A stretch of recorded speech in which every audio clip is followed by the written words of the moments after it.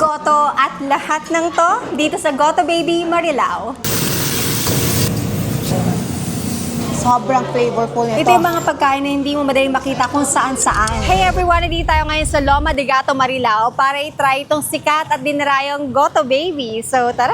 Itong Goto Baby nag-start sa SJDM since 2015. Pag-aari ito ng dating OFW na nagtrabaho sa Thailand for 20 years. Mula sa simpleng lugawan, Oh wow, yung texture. naging full restaurant na sila na nag-offer na iba't ibang Filipino and some international dishes sa affordable na presyo. Super affordable po. Big serving po palagi ang Goto Baby. Try natin yung kanilang tapsilog, pork sisig, at masarap naman talaga yung kanilang goto kung saan sila nakilala. Hindi mo na kailangan lagyan ng condiments, malasa mismo yung kanilang lugaw. Lahat ng klase ng comfort food na hinahanap natin nandito na. Meron silang classic beef tacos, chili con tortilla, chicken quesadilla, meron ding beef spaghetti, And especially po yung mga newly addition po namin na Thai food. at wow, may padka pa din pala sila dito. Kung mahilig ka sa manghang, wag mong palampasin Must to. try din ang kanilang pad thai at chicken with cashew. Marami din po kami maire-recommend na hindi naman din po maanghang. Meron ding burger and fries, only wings, and hot and cold drinks. In-invite ko po ang lahat po. Sana po matikman nyo po yung aming mga pagkain. Heritage Homes po, Block 1, Lot 7, Phase 1, Main Road po, next to Mega Mart po, Supermarket. Open sila araw-araw, 24